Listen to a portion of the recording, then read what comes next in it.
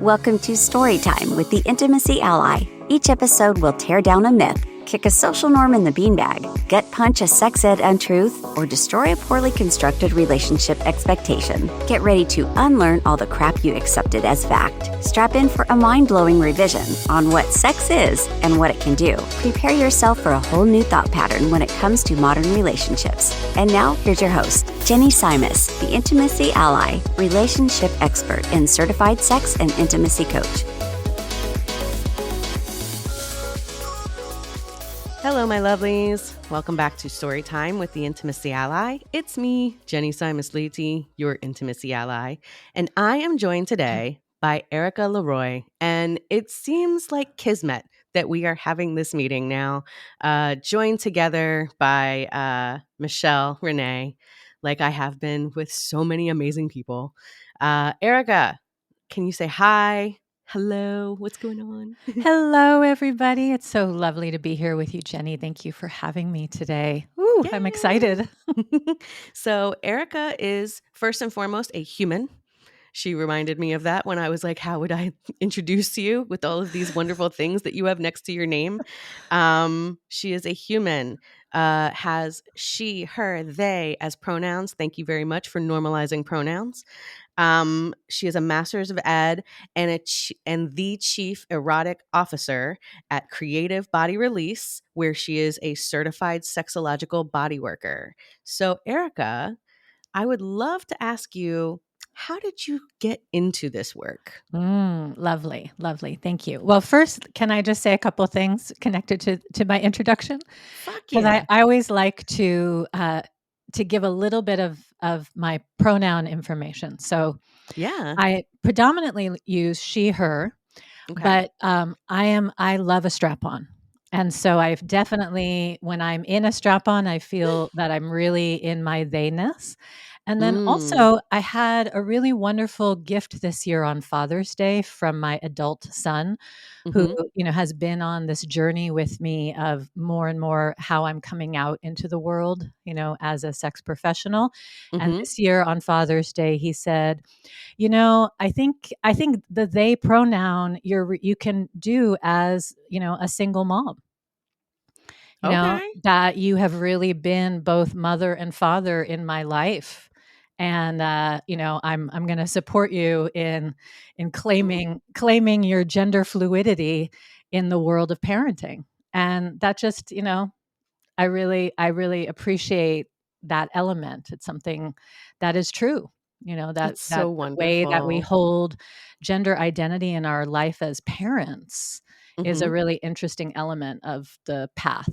So that's one thing. And then as a human, I say that because often I'm a neuroscience geek. I grew up, my father was a neurologist, and I grew up in really the world of sensory motor neuro. That's a lot of how I do my work. And a lot of times I'm having to remind people that we are just human mammals, right? That our brains we really have a lot more brain in common with cows. And that little part of us that's uniquely human, thinks a lot, thinks that there's a lot we have to figure out. And one of the things I love about sex and pleasure is, and especially working in what we're going to talk about today, which is in the world of when the body isn't always hard, right?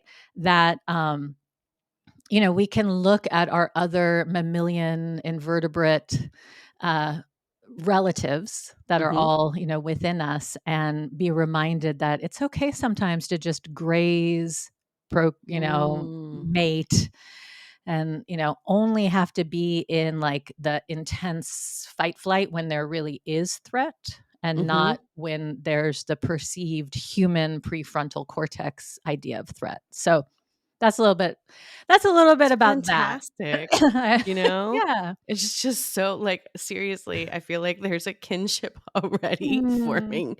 I mean, Yeah. my son with his nonverbal autism, so having to learn all of these neurological things and how, nonverbal communication works and things like that also played into my work, when it comes into these things, and then trying to find a way to safely get people who are nonverbal to be able to experience self-love and things like that. Like, I feel you on how Yeah. much the neurological goes into it. And Juicy. Yeah. and just, the necessity for rest and digest that so many of us aren't getting, because we are very, very stuck in that fight, flight, freeze, fawn, all the F's Exactly. except for fuck, Right. Yeah. So we should have more of that, I We guess. should. Well, my tagline is turning life's "oh fucks" into "fuck yeahs." All right. Okay. I like Right? it. Oh And man, I can dig it. maybe that's part of my answer to how I got into this too, because Okay. I have a very varied background. Mm-hmm. I was in healing arts from a very young age. I was a massage therapist, clinical herbalist, So you're studied. like skipping over this, but I want to hear like how did this happen? Like, I want to hear this journey, this path, Okay. and All you're right. doing all of this like while you're a single mama. Like, come on, I want to Well, know. excuse me. Mhm. Oh my goodness. It's morning Drink, here. please. Yes, drink. Hydrate, hydrate. Take this, all of you, as a lesson. Hydrate Thank right you. now. Yes, I Yes. know. Okay. I might just have a little raspy mic voice today. Mm, That's okay too. it is Well, on this okay. show. So, I mean, I think if we go way back, I've always been. I was born in 1969, so that in itself, All right. it's destiny. Right? Awesome. And we moved from New York out to California, and so my childhood was really this like chill childhood of Southern California's 70s. There was a lot of Okay. nudity. There was a lot of just like not like that swinging kind of 70s, but just the like acceptance. I look back on pictures of my life then, and there's just this like sunny glow of a way that Southern California in particular, probably Northern California too, just there was an energy. And Mm-hmm. it was ahead of the curve. So there was a lot of, while we weren't like necessarily like, there wasn't a lot of sex talk in my family. Mm-hmm. My family was we went to a lot of art. We were really art, there was a lot of artistry. My mom's an Okay. artist. So, the books that were in our bookshelf, the photography books, the galleries we would go to, there was just always that element of appreciating the human being, the human form, the human mind.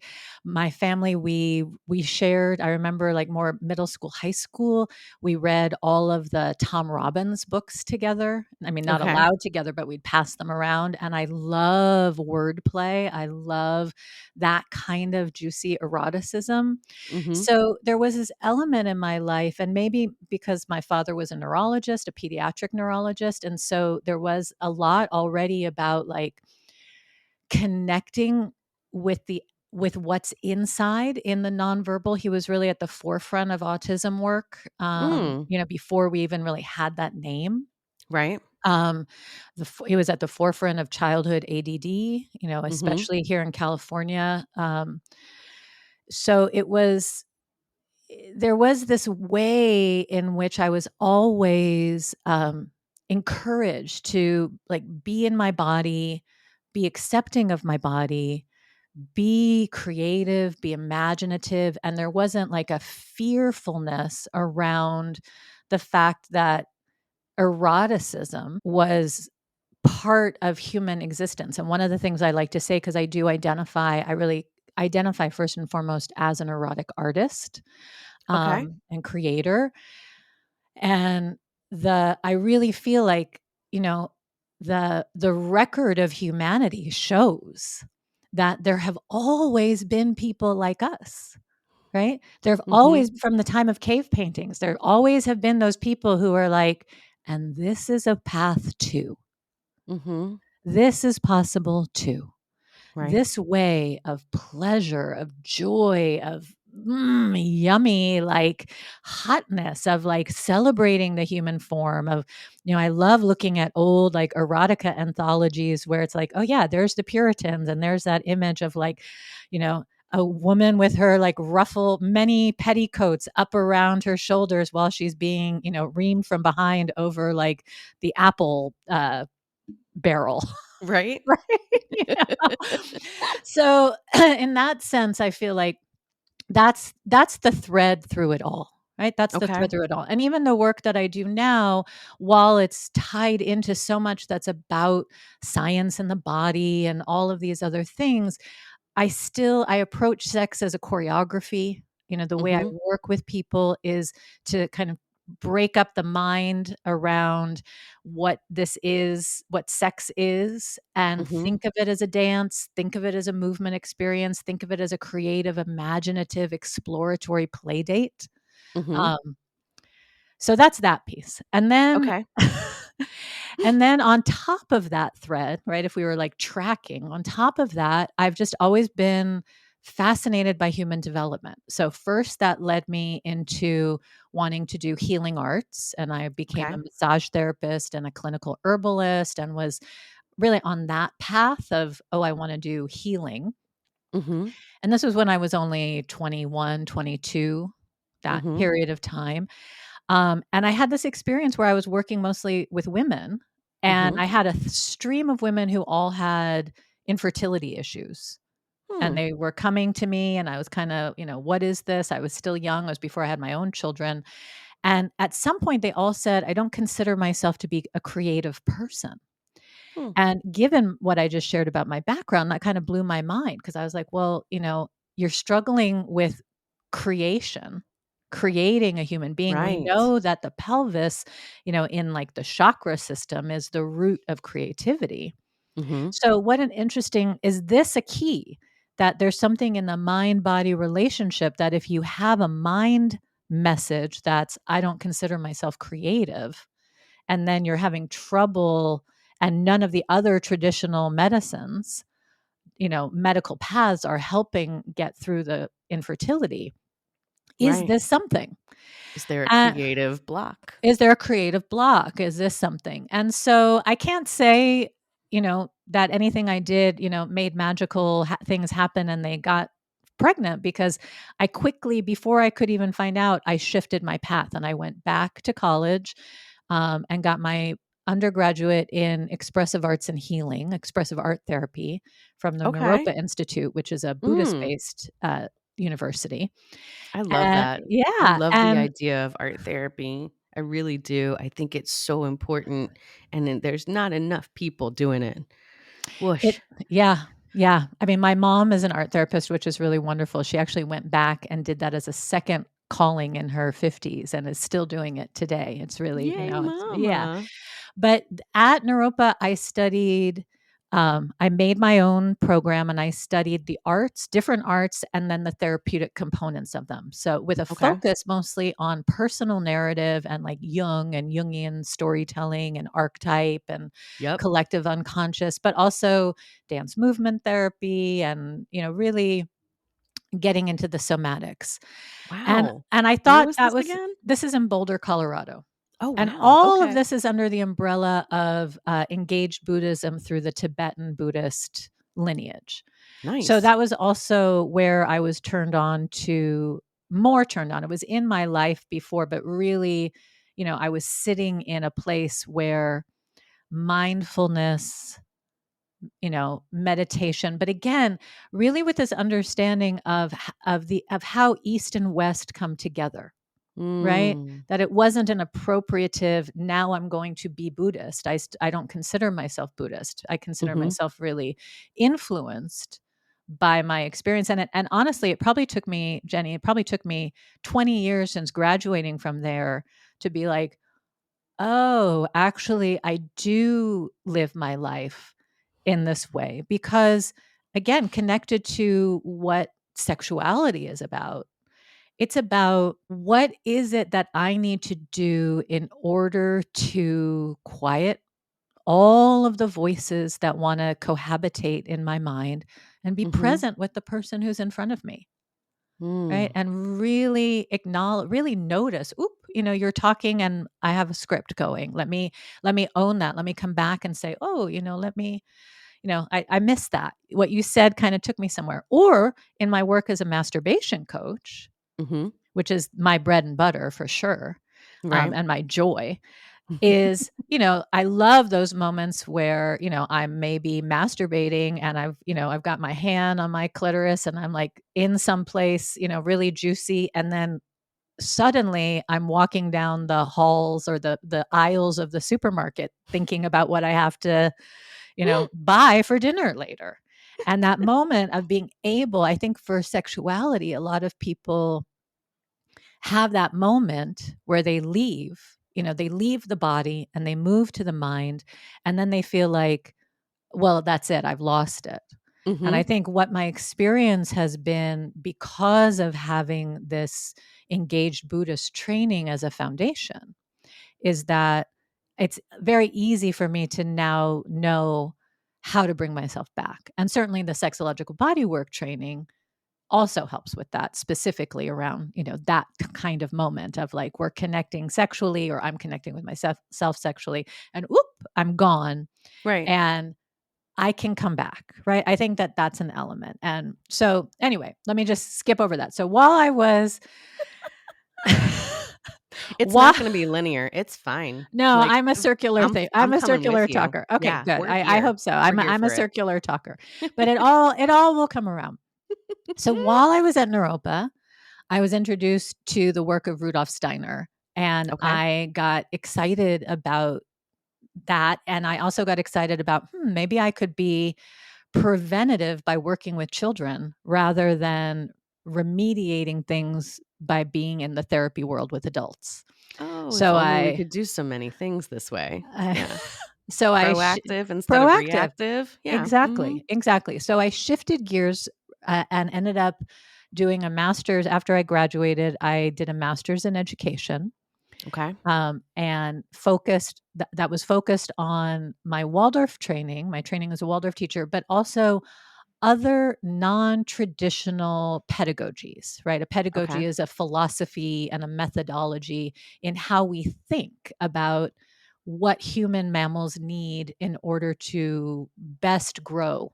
Mhm. And the traditional public system doesn't really have a pedagogy. That's part of the challenge of it, is that, Right. there isn't really a common belief about what are we what are we as Mhm. human beings, and what do we need. And that's why often, the curriculums change or the new best practice, or this teacher may have this belief and this teacher may have this belief. Mhm. There isn't something common. So I really enjoyed learning about all these different thinkers who were thinking about, why do we even educate? Why do we have Mhm. compulsory education? What is it that we're creating for our future? So Right. I was in that world for quite some time. I taught everything. I created a program pretty much straight off the bat for the Waldorf world that was a parenting program for prenatal through 4-year-old parents and children. Hmm.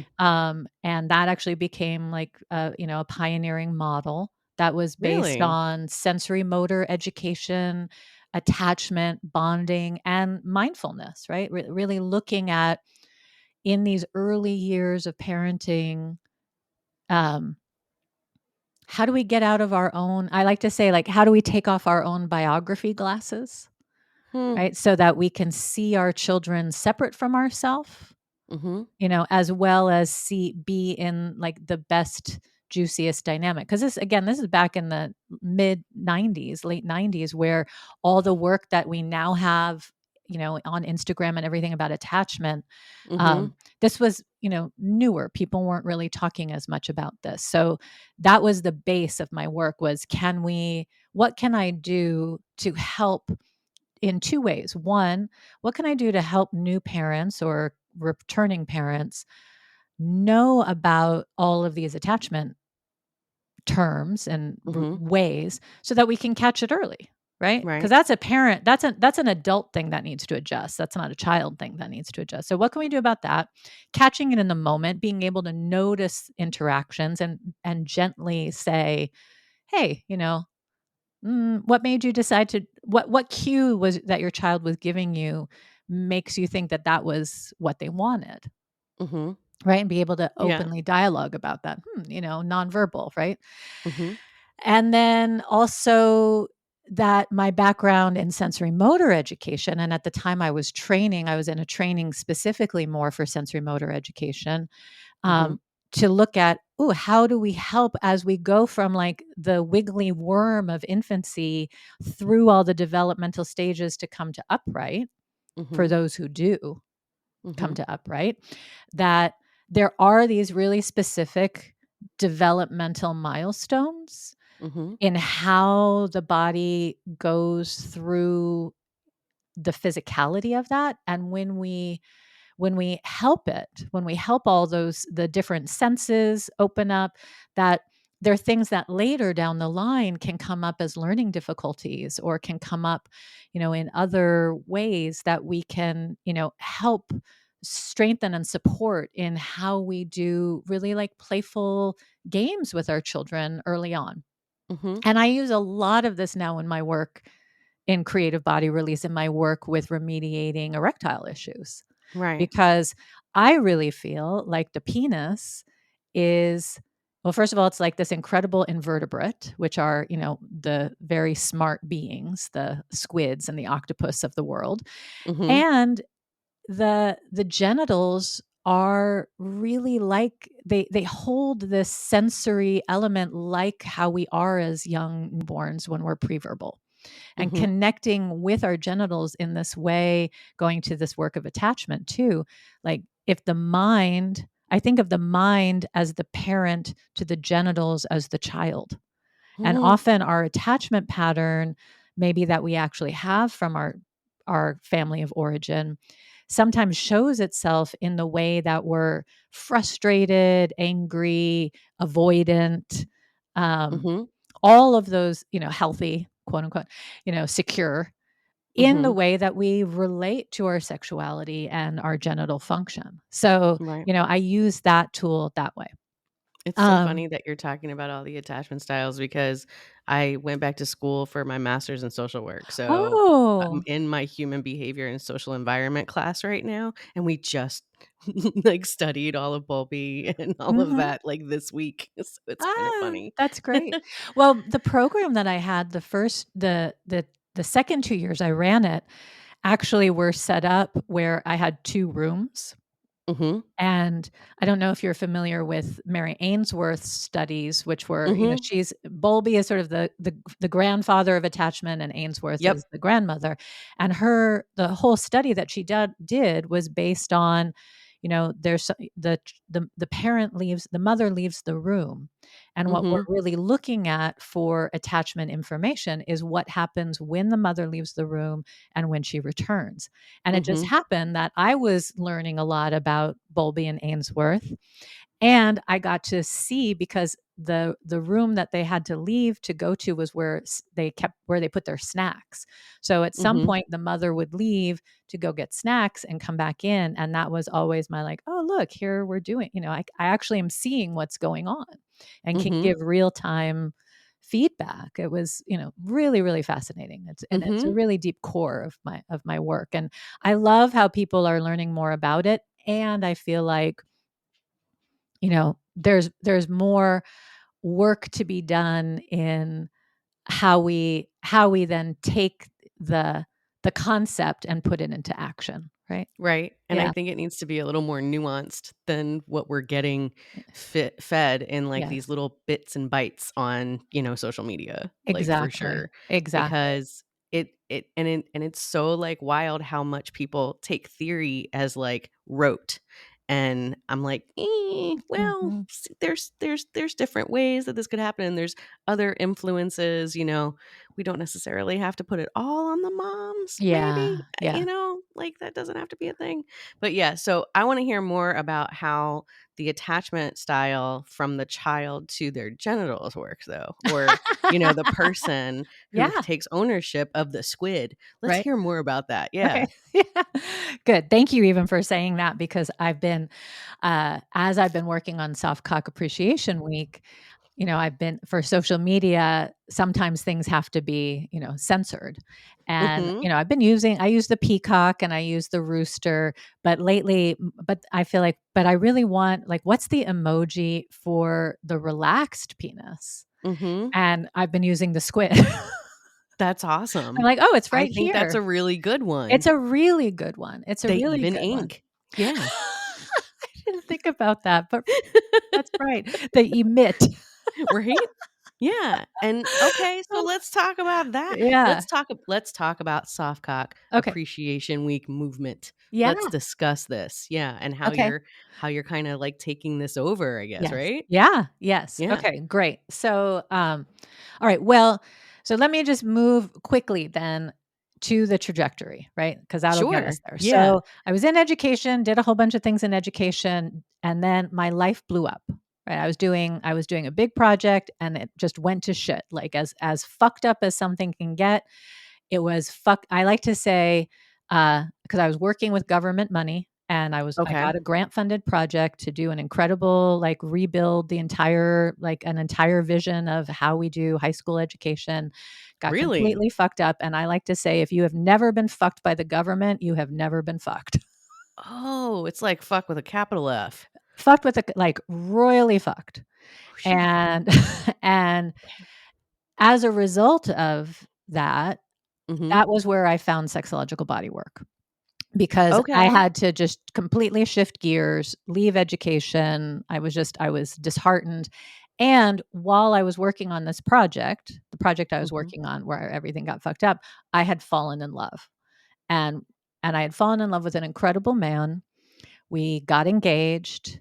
Um, and although I will say we got engaged through with him saying, you know, will you never marry me but stay forever engaged? Which I love, right? Like we didn't want to do the marriage. We wanted to just stay engaged. Right. And what happened in that relationship is that when we met, pretty quickly on, he really focused on pleasuring me, orally pleasuring me, like loving up my body, which I Mm. was happy to receive. Mm-hmm. But at some, a few, like probably about 2 or 3 months into it, I just said, "Hey, what's your relationship to penetrative sex? Because I notice that doesn't really seem to be as much your thing." And Mm-hmm. he said, "Well, I have what I call ebbs and flows of erection. And what Mm-hmm. I've noticed in my dating life is that a lot of women take that personally. And it's just become a lot easier for me I get so much pleasure in giving pleasure. It really turns me on. So Mm-hmm. this is what I do." Mm-hmm. And I said, "Okay, well, that's great. Like, I can receive that, but I do like penetrative sex. And I see Mm-hmm. that you do have erectile function Mm-hmm. in the ebbs and flows. So how about we play together with when you're hard, this is what we do. And when you're not hard, we keep expanding the buffet, right? Okay. What else turns us on? It doesn't mean the end of hardness doesn't mean the end of a connection. Mm-hmm. It just means what now? What's new? Right. What's different?" And he had attributed the ebb and flow to some psychological stuff. He thought it was, connected to some things from his past and, negative feedback that he had received from women. Mm-hmm. So I was very tender about that. Right.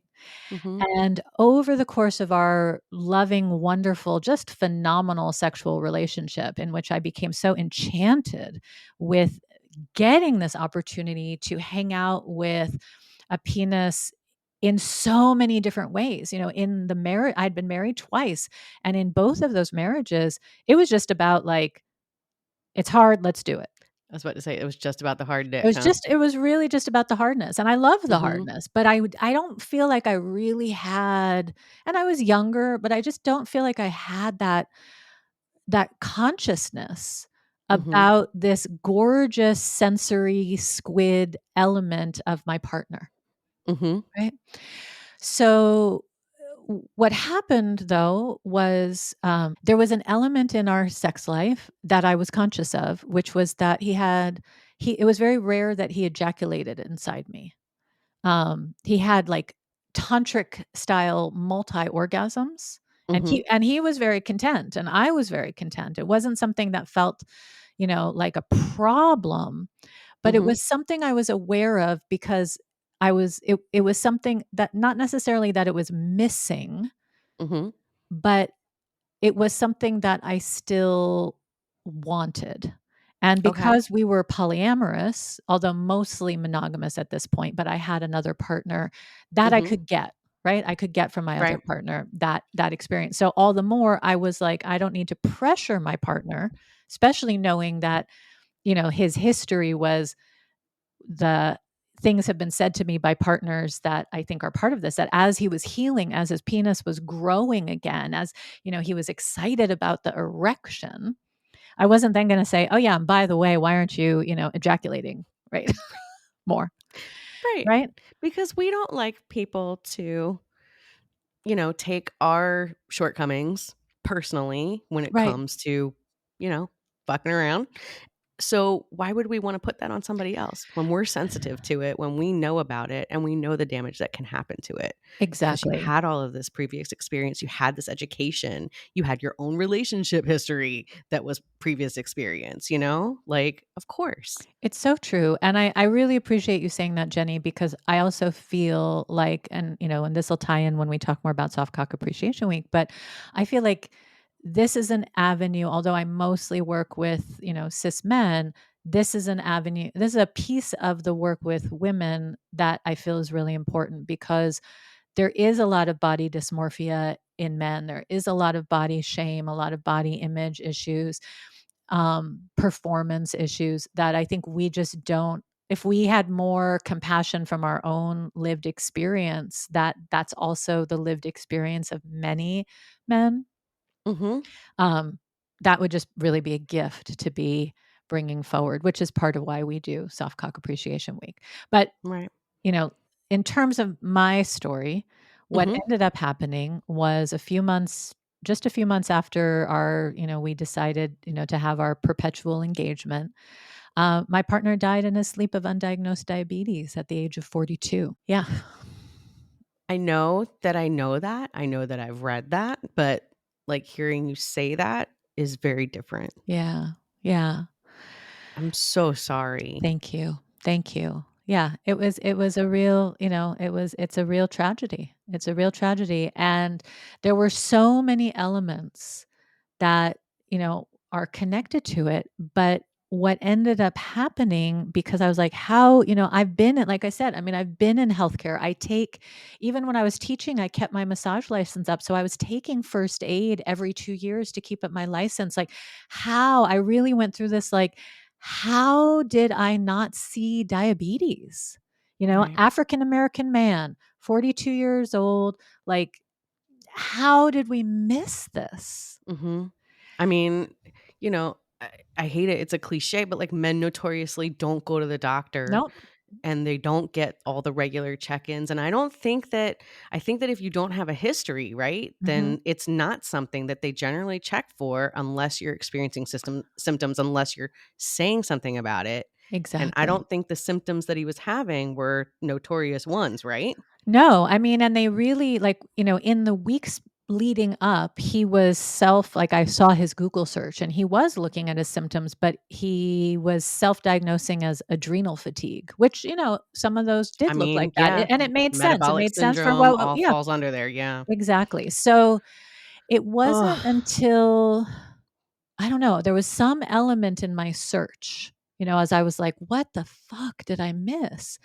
And I started to somehow I came across that retrograde ejaculation, which is when you don't ejaculate out the penis, but the ejaculate comes in, hmm. right, is absorbed back in, is one of the, things that is very common with diabetics.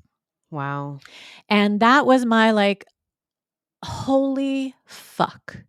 Here I Hmm. am for the last years not saying anything about this because I want to be tender and loving to my partner and not say, "Hey, let's talk about this element of your sexuality and your sexual health." Hmm. Here I thought I was doing the most loving thing. And in hindsight, had we talked about that, in a way that we could have, because we had a very open dialogue. If we Mhm. had, maybe that Right, could have and been that's the a big preventative M tell. maybe. The big Yeah, M, maybe that could have been the preventative tell. right. And what that has compelled me to do, I mean, it really is my mission, Mhm. with everything that I've shared that I've done. It has really been my mission since 2011, 2012 to educate, be the voice of this element of the penis is wise, right? Mm. That there is a wisdom that happens in erectile health, in penile health, and ejaculatory health that will start sending signals years before the other parts of the body send that signal up to the mind to do something about. We know that. We know science, there's science that shows that, erectile health, which is so linked to heart health, will Mhm. start to shift years before there's a heart attack, Mhm. years before prostate cancer has metastasized, years before diabetes takes over. I mean, Mhm. it's like there it is. There it is. It's Right. it's like this it's I like to think of it as a barometer, right? I mean, It literally. Yes. right? But because we have all of these issues, and I think going back to what we were talking about around childhood, what I Mhm. see is that young boys, because the penis is the sensory antenna to the world, we at a very young age, and because I saw this when I worked in preschools and kindergartens, when there's like a natural like exploration of the genitals that happens as part of just ages and stages, but we're like, no, no, no, that's not supposed to happen here. And then middle Mhm. school, God forbid, you have an erection, or work, God forbid you have an erection. And so we really ask young boys and then Mhm. men to separate mind body really in a massive way, because if the penis was allowed to be the sensory organ that it is, it would be responding, that's a nice smell. Bling. That's a nice, Mhm. that looks like a warm sweater. Bling. Oh, there's a Right. butterfly. Bling. I mean, you and I, our sensory antenna is compact and sort of folded in, so Mhm. we can be aroused by the wonders of the sensory world Mhm. and not have to worry Mhm. that that's going to be something that someone else is going to see or shame us for. Exactly. But It's not gonna be it's a huge source of embarrassment right, but when you're wearing your gym shorts. Yeah. exactly Mhm. right. I mean, imagine, right, if Yeah. that, right. So I mean, I get turned on by so many things. you Mhm. know the music, I mean, something that tastes good in my mouth. Mhm. But it becomes this, like, we really have to cut off the mind body for people who are in penis bodies. Mhm. And that, seeing that, feeling that, knowing that, looking at this trajectory of what is it to go from birth to adulthood, I really had, I have so much more empathy and compassion for, then how do we do the rewiring of that? Mhm. How do we know that both the penis can tell us things, and also look at ways that we have had to stop paying attention and listening and putting a lot of pressure on it to perform versus play and inform, Mhm. right?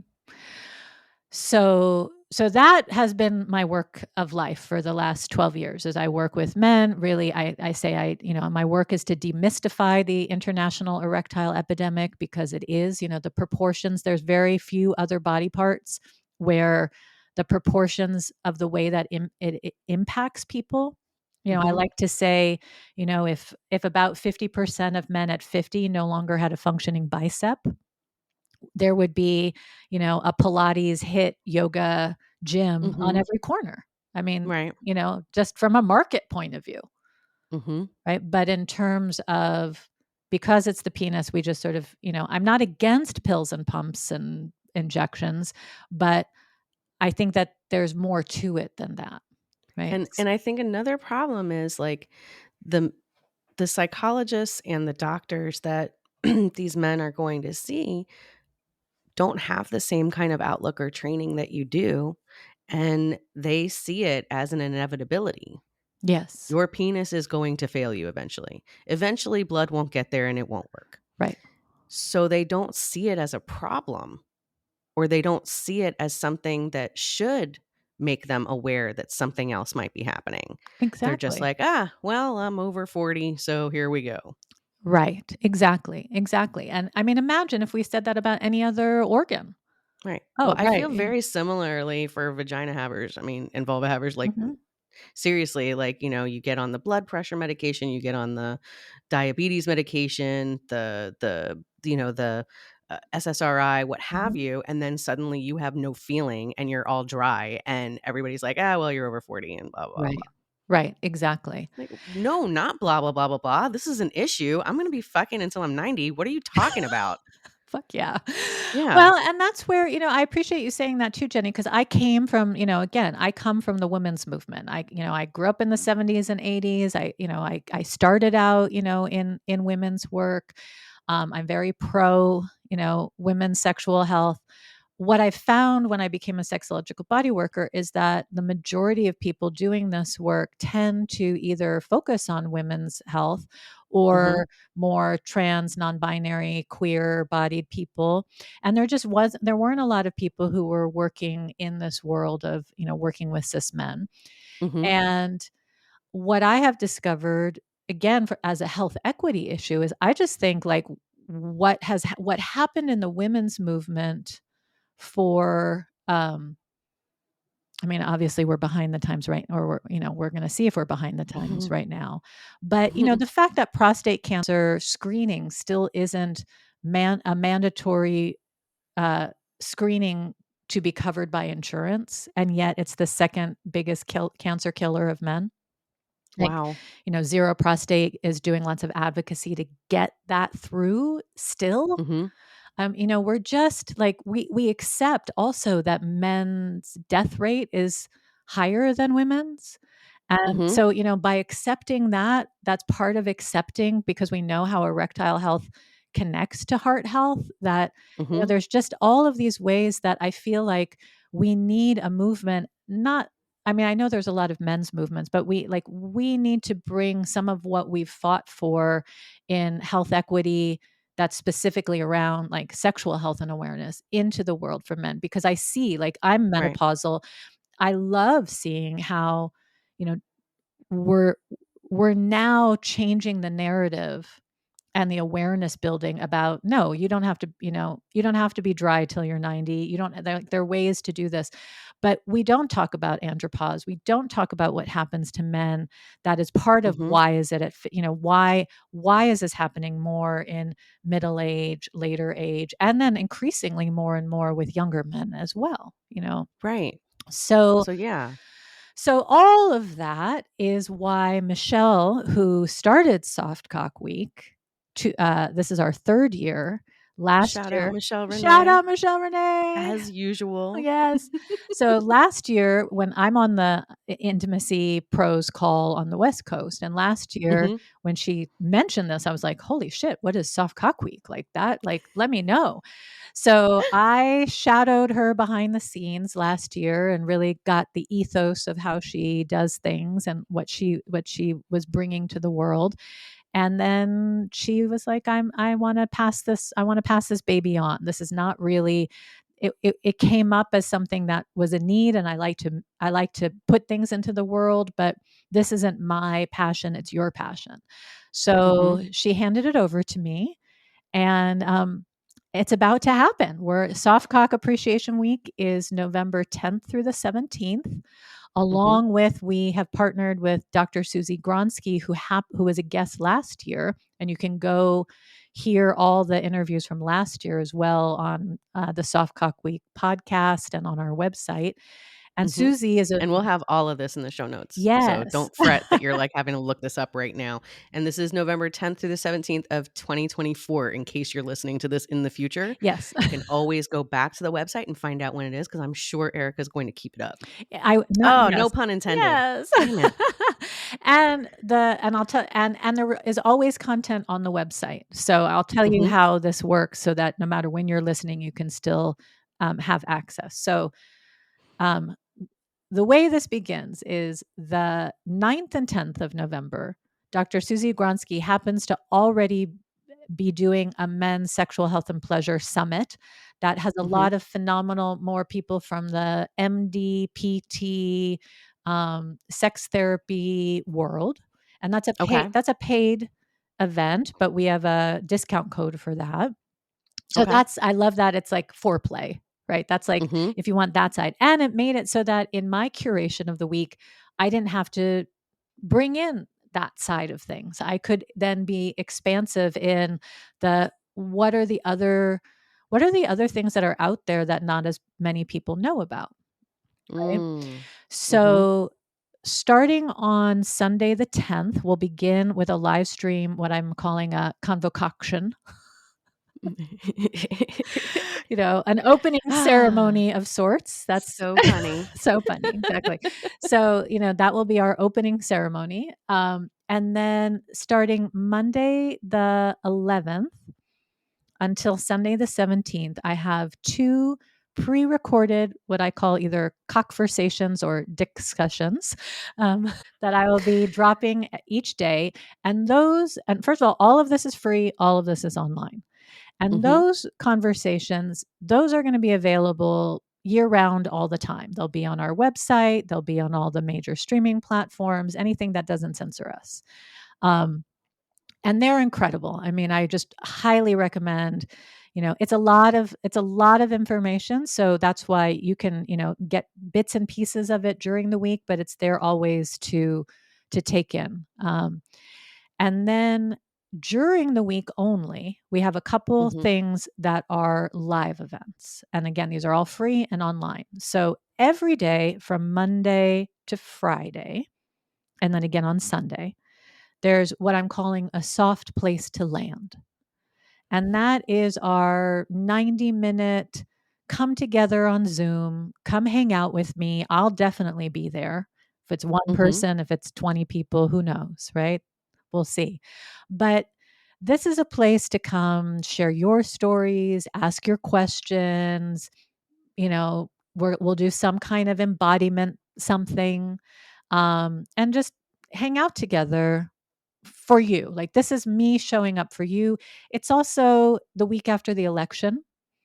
And I just really feel like there's a micro macro going on in the sense of so many people, when they have body changes, it brings up a feeling around I'm not in control and things and there's a lot of like I have to recalibrate to what is my new reality. And it's not a political place that I'm offering, but it is a place to come together in community, because who the fuck knows what's going to be in the energy at that time. Will we have answers? Will we not have answers? I don't know. So Veterans Day is in there too. So yes. Just saying. Yeah. And a lot of guys out there who went through some shit and maybe they need a little support. Who are you hoping will show up? Or who does show up? Because I have not gotten to go, and I am really hoping that I will get to come to at least one of these. Yeah. But are you hoping for penis havers, vagina havers? Like, who Anybody. are you looking for to show up? So everyone is welcome. Everyone is welcome. Anybody is welcome. Literally. Anybody is welcome. Now, let me say, so that Monday, Tuesday, Friday, Sunday, it's all open. Okay. Wednesday, the 13th, we're doing a special gathering for softer, bigger bodies. Okay. Because I have noticed in my work with men that a lot of men who are in bigger bodies do have more challenges with erections. Mm-hmm. And what they get in the medical industry is lose weight, change your lifestyle. Mm-hmm. And what I'm doing this with a wonderful other somatic sex educator and sexological body worker, Lockie Murdoch, and he's really bringing like there's what do we need to do for adaptation? Are there Mm-hmm. different positions, different ways to get into our bodies, and just really celebrating the pleasure that's there without this other messaging. I think that that's really important. I really wanted to bring that, and I put the call out and Lockie answered. So I'm excited about that. And that can be, if that's your body, if it's your partner's body, if you work with different people, I'm excited about that. And then the next day, the 14th, we're doing a special with Jess DeVries, who's also a somatic sex educator, sexological body worker, and grief worker. We're doing a Mm-hmm. special soft place to land that's an embodied grief gathering, because for a lot of people, and Michelle really brought this up a lot in the last few years, for a lot of people to get to the place of I'm accepting my body in pleasure as it shows up, there is Mm-hmm. also coexisting with that grief. I wish I Right. was what I once was. I wish I had what I once had. Mm-hmm. So, and we talk about one of the things that been thinking about is how when we talk about loss of libido, those of us who are in sex education, we tend to focus with our students and clients and peers on the libido. Mm-hmm. And we often don't focus on the loss. Mm-hmm. Right. And so Absolutely. that particular evening is focused on, you know, creating something for that. Then the other live event on Saturday, 5 p.m. Pacific, is we're having a soft and sexy open mic.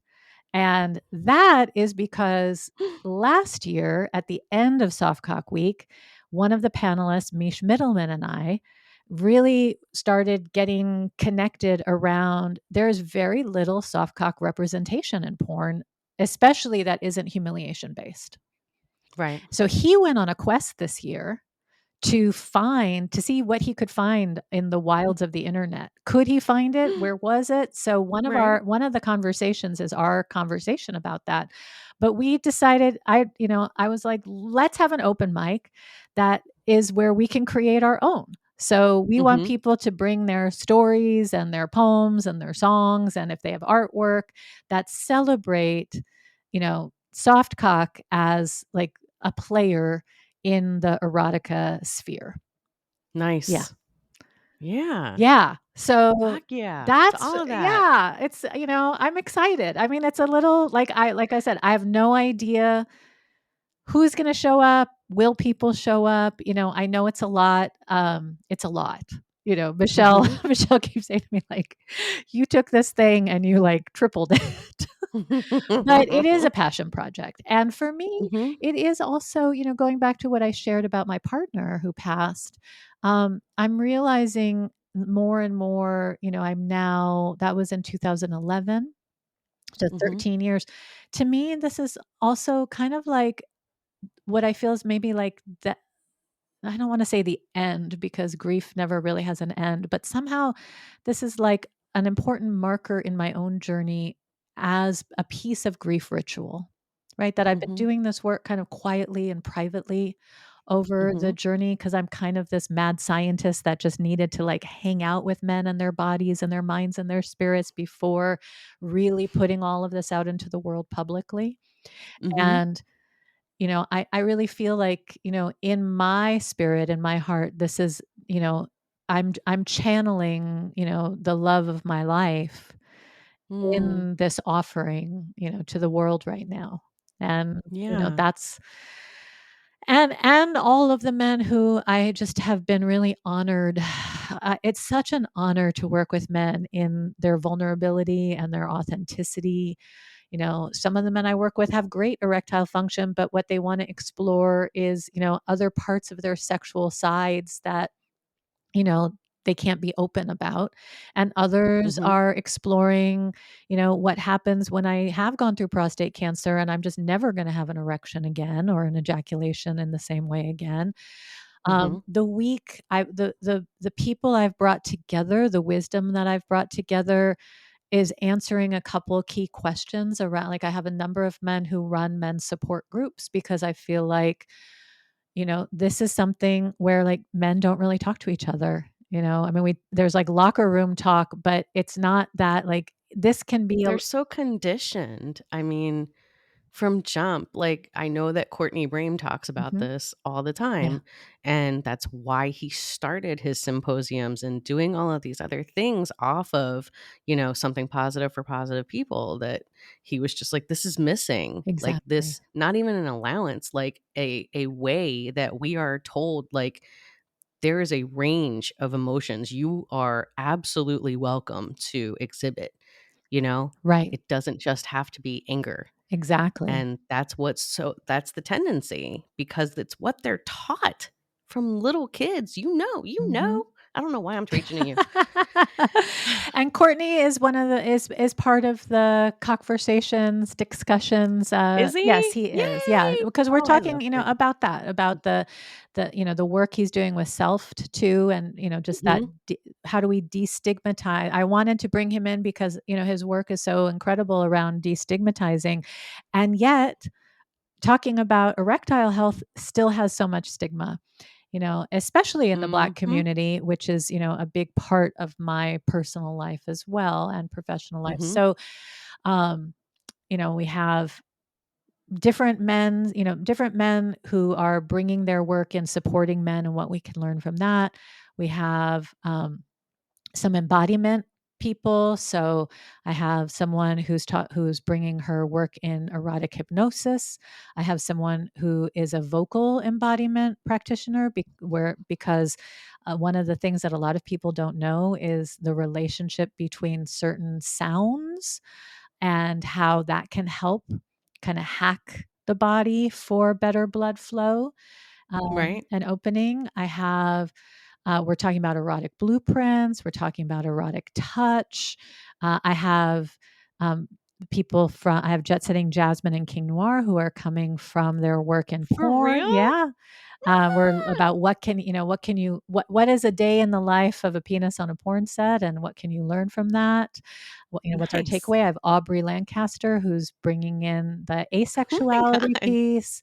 Um, I have a wonderful man who is sharing about toys and toy play. I encourage people, if you go to our website or go to our links, you'll see it says 2024 Conversations, and Mhm. go read what these are and bookmark for yourself the ones. Two will drop a day during the week. Bookmark the ones that you know for sure. Oh, I let me check that out, because again, it's like 3 hours of content each day. So I'm not Mhm. expecting everybody to like get it all. I'm going to try and make some smaller tips, just the tips parts. Um, but it's check it out, see what's there, see what is intriguing. And Right. then, if you do listen to them during the week, then that can be something too in our conversations that are the time where I'm showing up for all of you. Um, that if you have thoughts or questions or things that arise from that, we can talk about. And I think it's important for women to get in, or Absolutely. for vagina, vulva havers, whatever, to get in on this conversation, these conversations, Mhm. these dickversations, whatever we were saying. Discussions. Discussions, there we go. It's a Wrap cock dick. wrap your mouth around that one, right? Discussion. Right? It's taken me some practice. I really welcome women. I mean, again, I feel like I just feel like it's one of those things where we have gotten the messaging, not obviously from like right wing conservative Christian nationalist fanatics, but from the other people in the world. We are getting this messaging now that, body acceptance, body positivity, not toxic body positivity, but body positivity and appreciation Mm-hmm. are good for you, are good for your body, are good for your mental health, what have you. I don't think that men have been getting that messaging. Mm-mm. I No. think that they're, even when we say like, oh yeah, dad bods are hot, we're still making fun of people who have more bigger bodies, Mhm. We're Exactly. still absolutely doing it. It's like fat shaming is still like a major way that anybody can get away with making somebody feel like shit. And we think it's normal, Right. right? Right. And for men, these things about, soft cocks, not performing, whatever, they're still joked about like so freely Mm-hmm. by the women who aren't seeing like we're doing the same thing that Exactly. we get mad at men for doing to us. Exactly. Or Like, again, what are we doing? right. So 100% that.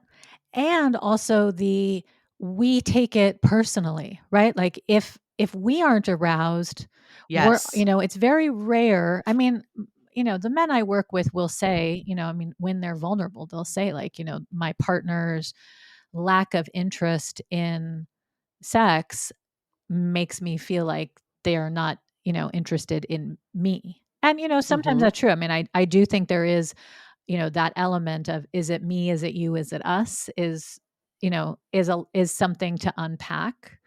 Mhm. Um, but, you know, as a woman, I I've had to do a lot of work because even with everything that I know, even everything that I do, I can have moments where, I'm in the bedroom or the living room or wherever we are, and, that my partner's penis is taking some time or isn't really responding.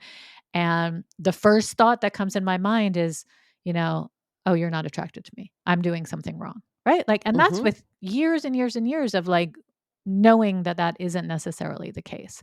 But it's so easy for Right. us to do that. And if my, that we don't, we would be, really upset. We would be doing a lot of education to men if men responded to our ways that our body is dry or our body is changing or our body is Right. aging in the way that we respond to what is really normal for men. Mhm. And I think, I mean, a couple things I can say, is one is I think overall 100% doesn't matter what parts you got down there. The majority of people just do not know how the penis works. I mean, I cannot say enough how like the things that I teach everybody that are kind of Mhm. like things for people are there's penis inside the body, right? Like look Okay. at an anatomical drawing, or a Mhm. photo. Like what's hanging on the outside is only a piece of what the whole organ is. And so Mhm. learning how to connect to the inner penis and all of Mhm. that spongy tissue that's in there is critical because you can't build on a lack of scaffold, right? Maybe when Okay. you're younger, but as the body ages and especially as the pelvic floor kind of tightens or contracts or compresses, how we Mhm. get that inner penis to engorge is pretty critical in Okay. order to both get and maintain an erection. And that's something as partners that we can be more engaging and dynamic with too, not being afraid to hang out in the perineum, the area between the I was balls about and to the say, ass. like, Right. is it there or is it more of like a prostate massage type No, it's thing? really Or no, you don't even have no, to? no, I think Okay. it's just giving a lot more love to that area, to the perineal area, whether it's with your hands or your mouth or your Mhm. breath or, but just to be aware of it, not just to be doing hand stuff and then be like, oh, nothing's happening, but to like Right. really have a vision of like the whole mechanism. And so Okay. similarly, the second thing that I feel our sex ed is really bad at in terms of just basic human anatomy is understanding that there's three cylinders, right? There's three cylinders inside of the penis, and there's Mhm. fascia around it, and fascia as connective tissue is kind of like you can think of it like the sausage casing in the meat. And if the Mhm. sausage casing is tight, you're going to have a thin, Mm. the size of your hot dog is kind Mhm. of uh, related to the size of the casing. Okay. So what you're doing again, the way that you do hand stuff, the way that you do oral stuff can help open up that fascia and have it be a little bit more pliable, Right. with self for others. So that's another thing. And then the third, is that the erection, the ejaculation, and the orgasm are 3 different bodily systems. They're not all the same thing. So, you can have all of them independent from each other. And I think a lot of people don't know that, because what they experience is it's all the same thing at once coming from the penis. And then as a result, if an ejaculation happens too quickly or if an erection wanes, then people tend to consider that the end of play, the end of sex, rather than seeing sex as something, more expansive, and that all of those elements are like movements in the symphony. And sometimes there is a big crescendo where it's like, everything is all happening at once, and whoa, the timpani, everything's going, and that can be Right. super dynamic. But sometimes in the orchestra, it's just the violins. And that doesn't mean that the rest of the orchestra isn't on stage for, the next hour, of the symphony. Right. Right. Yeah. Yeah. Yeah. Whoosh. Yeah. Wow, that's a lot to take It in. is a lot to take in. Everybody breathe on that and then rewind it and then listen to that again Right. for like the last 5 minutes. Go ahead. I promise it's going to be worth it. I want to know, like, before I let you go, and I know I'm over, so I hope that's okay. That's fine with me. I But hope it's okay for your all right, listeners. awesome.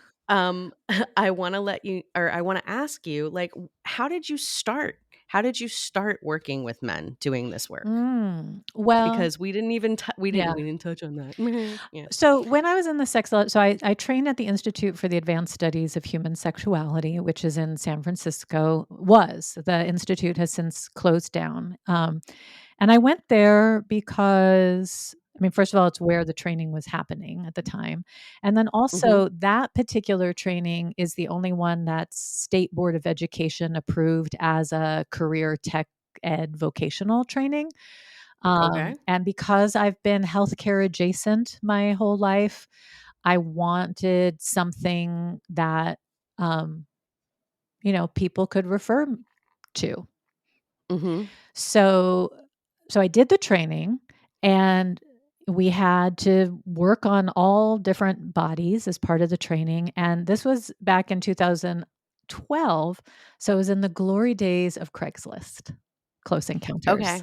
And for those Fair of you enough. who are too young to remember that, it was like the predecessor to Snapchat and everything, all the dating. There were no dating apps back then. What there was Right. Craigslist Casual Encounters. So while I was in the training, because there was an online portion and then an in-person portion, and I knew that by the time I got to the in-person, I wanted to really have enough practice so that I knew what my questions were going to be. Right. Okay. So I put an ad on Craigslist Close Encounters saying, I'm in this training. I'm learning this thing called sexological bodywork. Here's the link to find out more about this. So you see, I'm legit. And, I'm offering free sessions to, learn. And I think over the course of like the 6 weeks of that part of the training, I probably worked on 80 plus more people. Wow. And, again, I'd been in the world of working with women in so many different ways that it was really men's. The only men's bodies I knew were my lovers and my husbands. So, it was, I was an active person, but it was still a pretty limited pool of knowledge. Right. So doing this, I got, little penises, big penises, fat penises, thin penises, micro penises, penises down the thigh. I got penises that worked. I got penises that went through prostate cancer. Diabetes. I just was like I just met a lot of them. Right. Okay. And I was trying to learn in addition to that, because sexological bodywork does address internal work. It was like, where the fuck is the prostate? What the fuck is the Right. prostate? You know, and like, Yeah. and how do I create an environment where men are willing, straight cis het men are willing to and curious and open to what my most popular offering has been, which is, are you curious what it feels like to be the receptive partner? Mm-hmm. Right? And to have that experience of being the one that allows someone else to enter into your body, right? Mm-hmm. Because that's such a vulnerable um, experience. And I think the more that men, versus, I mean, I don't have anything against pegging, but I don't really call it that because I feel like the experience is really this wonderful somatic experience of, if you if you allow yourself the experience of someone is inside me, Mm-hmm. then your ability to then the way that you then enter into other changes, Right. right? So, that's my own little feminist hack there as well. So that's really, so, between love and really, again, like, I have just always, like, even when I was originally a massage therapist, I always felt like, Jenny, I always felt like it's so weird that we're touching every part of the body besides this. Like, in some ways it's like sensory deprivation work, right? Like, when Mm-hmm. you put on a blindfold, other senses are more heightened. And there was always this element for me of like, because we're like having to like very specifically drape and hide the penis, and yet we're Mm-hmm. touching the body, and like, aren't we sort of highlighting its existence by Mm-hmm. ignoring its existence? Right. So for me, it was like, what happened with bringing sexological bodywork into my toolkit is, I was like, oh my God, this is what I've been waiting for, which is, now I can enjoy exploring and educating the whole human being. Going back to what I said about, I'm a human, right? I'm a human mammal. Like, to the difference between the work that we do in the world and other people who are parts of care teams is that, a lot of other people kind of have to talk, they're specialists in certain segments. I like to think of myself as, I call myself like the grout, or the, what is it, like the metal of that brings the stained glass window together, right? Or Mm. the grout in the mosaic. Mm-hmm. That so much of what's out there is really segmented, and because they don't touch on sexuality, I think Mm-hmm. that people still they don't feel like an integrated whole. Right. And that's WHOLE. All the All puns. the puns. All the puns. So that's how, and really, and again, and then just from both from my passion and my mission, because of what happened with me and my partner, and also just practically, like, I just feel like there are so many wonderful, fabulous people who are working in the world of these other parts of the community, that are working with Mm-hmm. women, that are working with trans people, that are working with gender fluid, non-binary. Like, I mean, there's always room for more, but the Mm-hmm. people who are out there, are really great. And I want to say too, like, I really couldn't not say this piece of it, which is, the work that I do is gray, right? Like, Mm-hmm. it's in the gray area of sex work. And I want to Mm-hmm. really honor, I feel very strongly about the importance of decriminalization. And not Mm-hmm. only do I feel that way in solidarity with sex workers and the labor rights and the work, but I also really feel that decriminalization, not even feel, I know that decriminalization of sex work is especially men's health equity issue, because Mm-hmm. many sex workers are frontline advocates, educators, um, Mm-hmm. the ones who are able to see. I mean, the beautiful thing about sexological body work compared to other, like, pelvic floor physical therapy, which is fabulous too, but I get to see the body in a state of arousal. I get to assess and help give feedback in a state of arousal. And that Mm-hmm. is the realm that is, part of what sex work is, right? That Yep. sex workers are creating opportunity for, especially, and we know that more men, and this is why I say it's a men's health equity issue, is that the truth is that more men use sex work as a place for them to get this kind of compassionate care, to get this kind of experience, Mhm. than other people do in general, just the Right. population.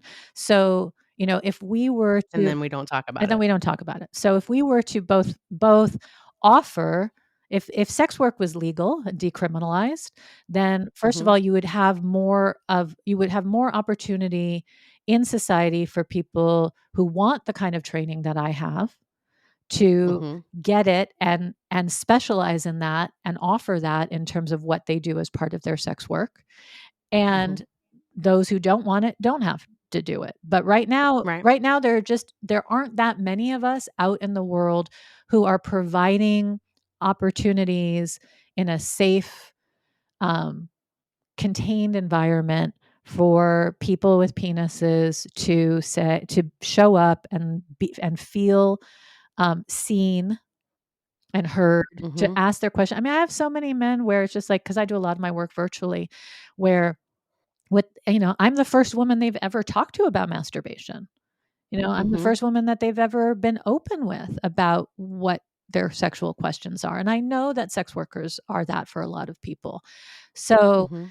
I that's a big piece, that I guess I wanted to make sure I say too, is that, I believe that when we get to that place where sex work is part of the whole mosaic, the whole Like stained healing glass. practitioner. Yeah, that Yeah. when we don't have that as something criminalized, right? Mhm. But it's just part of what people can access in order to learn more about their bodies, learn more about their minds, learn more about their spirits, then we're going to, be moving things forward, because I just, nobody else should have the love of their life, or their son, or their, nephew, or their grandchild, or whatever it is, in your life. No one else should have to go through what I have gone through, because we can't talk openly about men's sexual health. Right. Yeah. Absolutely. What would you tell the practitioners who are coming up now, the educators or sexological body workers, sex coaches? What would you tell them? Where would you tell them to go and Mm, try to help? Like, mm, I don't know, because like you said, Craigslist isn't a thing yeah, anymore. right. Yeah. Right. And neither, right. I mean, after Craigslist, I was on Backpage for a while, and that's not a thing anymore. I mean, it's tricky. I mean, it's tricky to Mhm. it, it's hard to find, it's harder right now because of Sesta Fosta Yep. to put yourself I'll be out writing a there. paper on that this Mm, year, by the way. good, Mhm. good. Yeah. Yeah. I Mhm. mean, these are the issues. I mean, so that's why there is an element that's political. I mean, if Project 2025 gets enacted, I mean, all the of us Speaker sex of the fucking educators, I House know. has an app with his son where they watch each other to make sure the other one isn't masturbating. By the way, they're both Wow. masturbating. Just let you know. Like, they are Wow. men, they have a penis, they are masturbating. Like, that's happening. I But did not they know that. have this app, this accountability app that they Mm. share. Yes, Mike Johnson. Why is his Well, name Mike Johnson and he Mike has an Johnson. accountability Well, app? let I'm me tell sorry. you, I mean, I'll tell Mike you Johnson. Oh my God. one of my favorite statistics that's out there is that the Harvard did a prostate cancer study, 30-year Mm-hmm. longitudinal study. It's something everyone should look up. It was also Mm. done in, I believe, Australia, um, to be backed up. And part of the results, I mean, urologists talk about this too. One part of the results of the study is that men, especially in their 20s and 40s, those seem to be Mm-hmm. key periods of time, but I think probably all the way through, who ejaculate, which Mm-hmm. usually, it's going to be through, a lot of this is going to be through masturbation, especially in your 20s and 40s. um, 21 times a month. 21 times a Mm-hmm. month is what they say. 21 times. That's Mm-hmm. 4 to 5 times a week. Have Yeah. a 30% lower incidence of prostate cancer in their 60s, Mm-hmm. which is when, 60s, 70s, 80s, they're basically saying if you live to be that long as a man, you're going to have prostate cancer. Mm-hmm. Than men who reported less masturbation, less ejaculation. So 21 times a Mm. month is like, I'll be launching a website next year. That's my masturbation coaching website called 21 a month. Because a lot of people, like this whole idea that it's not a good thing. I mean, it's health. I mean, just from the point, again, if we go back to what I was saying about learn about the penis, like in the work I do with masturbation coaching and masturbation shame, for a lot Mm-hmm. of people, especially if they've come up religiously, giving them just the science, like in terms of your question of where should people go, like go to the science. Mm-hmm. I spent a lot of time looking at the research, and there are Mm-hmm. people, especially outside of this country, who are doing good, research on human sexuality. Here it's a Right. little bit harder to do with humans. um, Mm-hmm.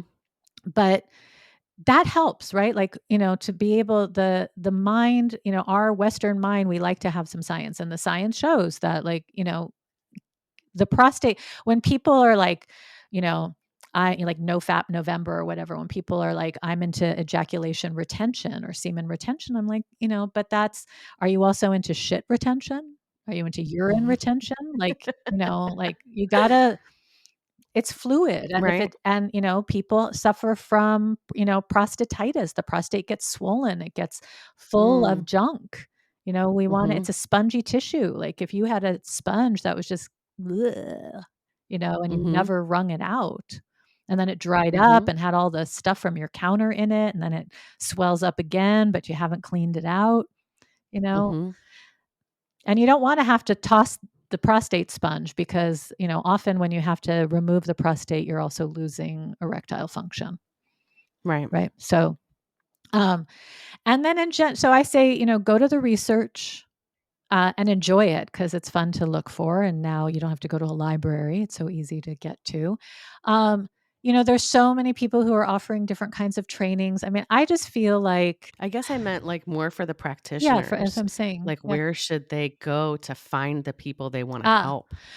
Yeah. uh, Now that we don't have like these accessible ways, and if you try to do social media campaigns, mhm, well, even if you're not like actively yeah, shadow banned, you're probably not reaching as many people as you think you are. right. And that's the quiet shadow ban. Exactly, exactly. Yeah.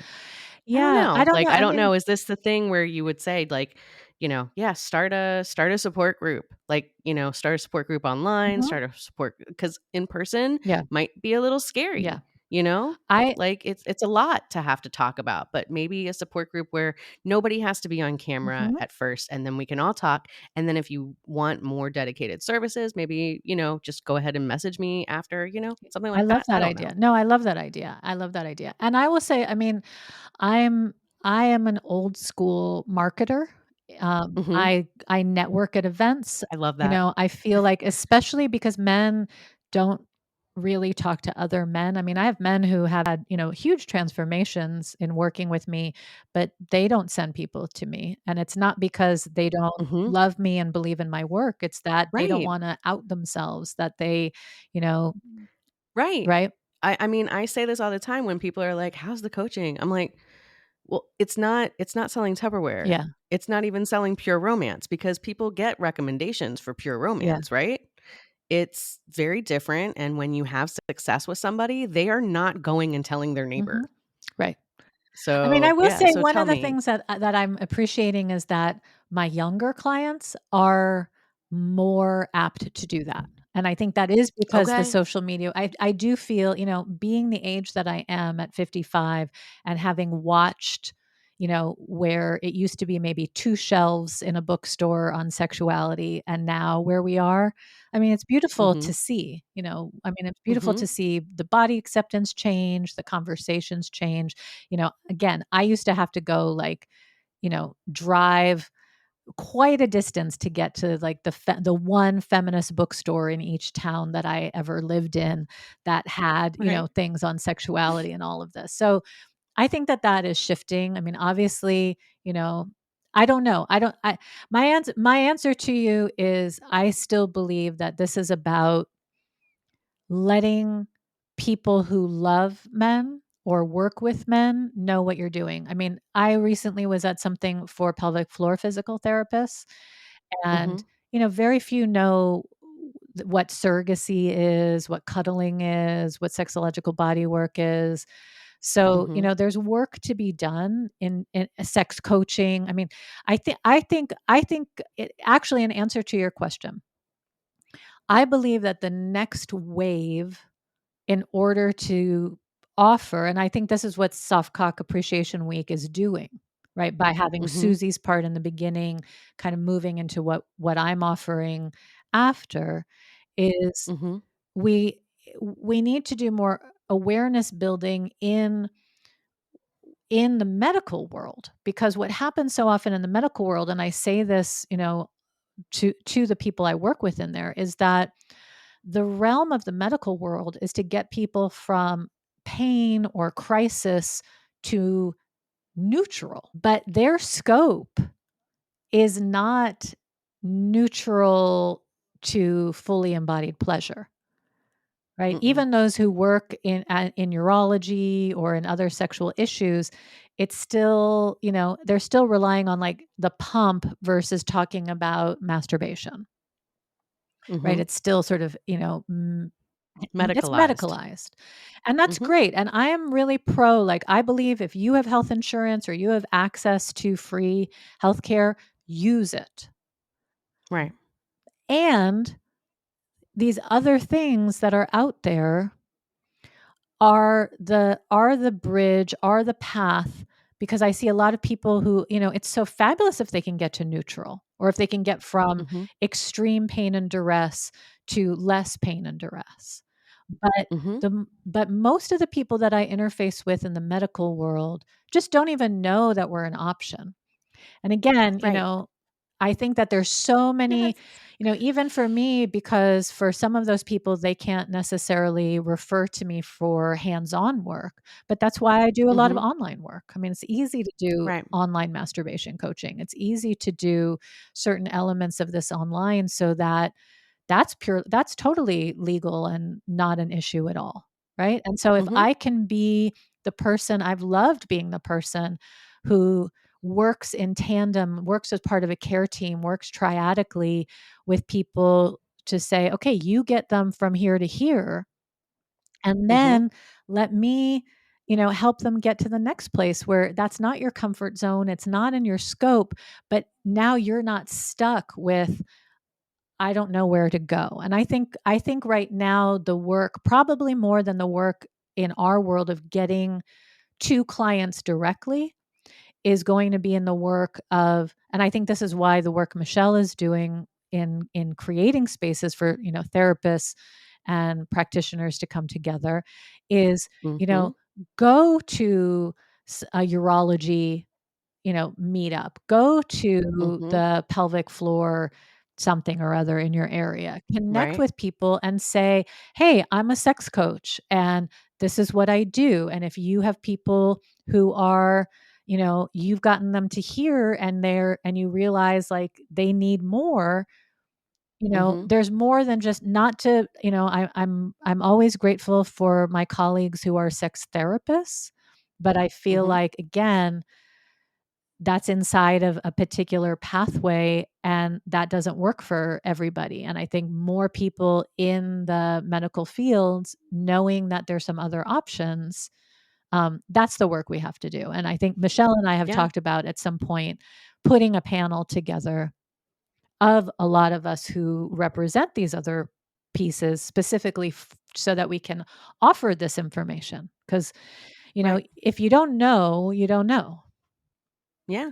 No, this is exactly why I'm going back to school, Mm, because being on the intimacy professional calls, what I saw that was missing was yeah. clinicians. It was not people who knew how to help people heal. We're out Mhm. there. We are there. We are waiting. We are ready. But it's the clinical and the medical side that we need to get some connection Yeah. with. And so I was like, well, I have this in me. Mhm. So let's go ahead and do it. Good. And, Dr. Ruth passed Yeah. away, and now I get to put on her Yeah. helmet. I don't Yeah. know. No, I feel it. Eventually. Yeah. No, I mean, and that's the beauty. I mean, we all get to do that, right? I mean, that's, Mhm. she pioneered that for us. And I think I, I love that that is what you're doing and what you're called to do. Mhm. And I agree. I mean, there is a big There need. needs There's a to big be more need. clinicians who understand what can happen in these triadic Yeah. models or even with a referral. Exactly. Yeah. And my father taught me the way, and this is probably why I ended up, banging my head in education, but my father really taught me the way to change a system, is from within a system. And Mhm. part of what you're talking about isn't only that we need more clinicians, but that we need clinicians inside of the system who are then going to become active in the, licensing boards of their respective clinical lines that start to push up against, hey, we shouldn't be afraid to refer to people who do this kind of work. Because Yep. what I see is that one of the primary barriers right now, in terms of what we're talking about, is that the fear of will referring to a cuddlist, will referring to someone who does touch work, will Mhm. even if I know that this is what's right for my client, there it is, 0.72a in the clinical guidelines that say, you Mhm. know, if I do this, would I risk losing my license that I've spent all this time and money Right. to get? So we need people Mhm. inside of the system to, and I know that, people are doing that inside of ASECT, but in other places to kind of create. And that's why for me, I had to figure out, where can I, I've moved back to California, which is the quote unquote legal state for my work. Um, I, I've pivoted to doing online work so that I can be available to people, and not have that. I mean, we have to, I think as practitioners, we have to figure out not just this is what I do, why aren't people coming to me, but Mhm. how can I do what I do in a way that lets other people feel safe and comfortable? And I've made some mistakes Absolutely. along the way and I've learned from them, in Mhm. that, and that's a piece of the process too. Mm. Yeah. Erica, I can't thank you Thank you, enough Jenny. for coming on today. I really can't. Like, this is such good info. I hope everybody has enjoyed it. I want to know, what are the websites? How can people find you if they want to work with you directly? Lay it all Okay, on us, and we'll put it in the show notes great. too. So Softcock Week is coming up. Mhm. Softcock Appreciation Week, but the website is softcockweek.com. The best thing you can do is go to the website, get on our mailing list. That's a little pop up there because, especially, during the week, and now that's where I'll be, posting any new updates. Also, come to at Softcock Week on Instagram, assuming that by the time I keep rolling things out, we're still on there. Um, uh, then, okay, so that's Soft Cock Week. You can also, if Mhm. you want to participate in the open mic, or if you have any questions, you can email me at scweek@protonmail.com. Mhm. So that's Okay. all the things for Soft Cock Week. Please, also, if you're on Plura, I have all the events on Plura. Um, and everything else, all the event links are on the page. Okay. If you would like to know more about me or have work with me, get to know me, the best thing to do is you can email me at Mhm. info@creativebodyrelease.com. That's All the right. best way. And then you're going to put in the show notes I don't currently have like a website because I'm just, Mhm. I don't know, I'm kind of haven't gotten there yet after 12 years of doing this work. It's coming. It's coming Okay. really. It's almost here. But I have a flow page that has, links on, different interviews I've done, different things about me. And that's always, getting freshly updated. It's kind of a long Okay. thing. So it's in your show notes because it's like flow page. I don't know what it is. I should, Okay. that tells you my marketing. Right? Awesome. Mhm. And that's it? That's where you want everybody to look for That you? You're good? that is it. Yeah, I think, Okay. you can always All right. Google my Erica Leroye and see what comes up. All Yeah, right. Awesome. Well, I want to thank you again so thank much you. for coming on. I hope people go and check out Soft Cock Appreciation Week. It's going to be banging. And I hope you get a lot of good information. And I'm so happy that like so many people who are, I'm like, I love these sexuality people, are going to be involved. Mhm. So that's fantastic. I want to thank all of you for listening to this episode of Story Time with the Intimacy Ally, where we say, Fuck fuck no. no to the status Well, let me say that. quo. Fuck no to the status quo. Yeah. Yeah. Mwah. Thank you, Bye, Jenny. my lovelies. Yep. Thank you for tuning in to Storytime with the Intimacy Ally. We hope you learned a bit more about putting the fire back in your romantic relationships, exploring communication and emotional readiness in all relationships, and how to expand your definition of intimacy so you can reach your relationship goals. Go to theintimacyally.com to subscribe and never miss an episode. Follow the links in the show notes to social media and events. Till next time, keep on learning, growing, and thinking. Storytime with the Intimacy Ally podcast is meant for educational and entertainment purposes only and should not be considered as health or mental health advice.